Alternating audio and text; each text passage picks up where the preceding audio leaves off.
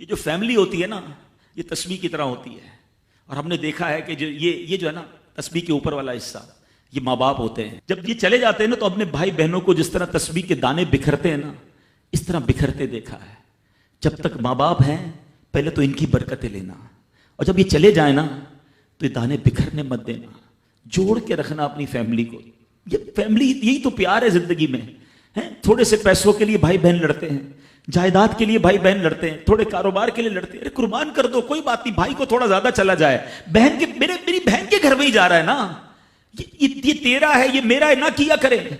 یہ گھر کی محبتیں آپ کو بہت ساری بیماریوں سے بچاتی ہیں. حدیث پاک میں آتا ہے جس کا مضمون ہے جو چاہتا ہے کہ اس کی زندگی میں اضافہ ہو جائے، عمر میں اضافہ ہو جائے، بری موت سے بچے، اسے چاہیے کہ وہ صلہ رحمی کرے. صلہ رحمی کیا ہے؟ اپنے رشتہ داروں کے ساتھ اچھا سلوک. اور رشتہ داروں میں the closest family member جو ہے وہ بھائی بہن ہیں، وہ ماں باپ ہیں، بیوی بچے ہیں. ارے ان کو چھوڑ کر دنیا سے محبتیں جتا رہے ہو؟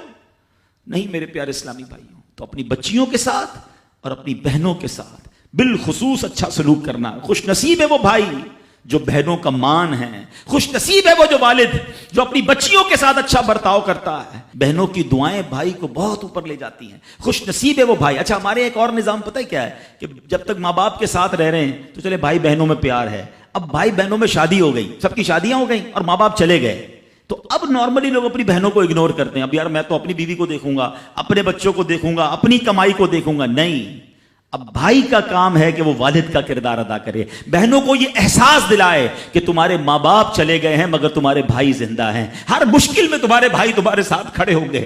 کبھی بہنوں کو یہ ریئلائز مت کرانا کہ وہ اکیلی کہیں کسی پرابلم میں ہو تو وہ اکیلے میں سوچے کہ میرے ماں ہوتی تو میں ماں سے بات کر لیتی، باپ ہوتا تو میں باپ سے کہہ دیتی، بھائی کو کیا کہوں، وہ تو سنتا ہی نہیں ہے. ہیں ایسے بھائی آج بھی کہ بہنیں انہیں اپنا دکھ بھی شیئر نہیں کرتی ہیں، بلکہ بھائیوں کو پڑی ہی نہیں ہے بہن کدھر گئی. یہ مت کرنا. اگر تم اپنے ماں باپ کی روح خوش کرنا چاہتے ہو نا تو بھائی بہن جڑ کے رہو، بھائی بہنوں میں پیار رکھو. یہ پیسہ سب کچھ نہیں ہے. ارے جو کچھ میرے پاس ہے اگر میرا بھائی بہنوں پہ خرچ ہو جائے تو اس سے اچھی کیا چیز ہے. یہ یاد رکھے جو سوشل میڈیا پہ ہزاروں فرینڈ بنائے بیٹھے نا کہ میرے 5000 فرینڈ تو میرے 10,000 فرینڈ، کسی دن بستر پر پڑو گے نا اسپتال میں تو اس بستر کے کنارے تمہیں تمہارے بھائی بہن ہی نظر آئیں گے.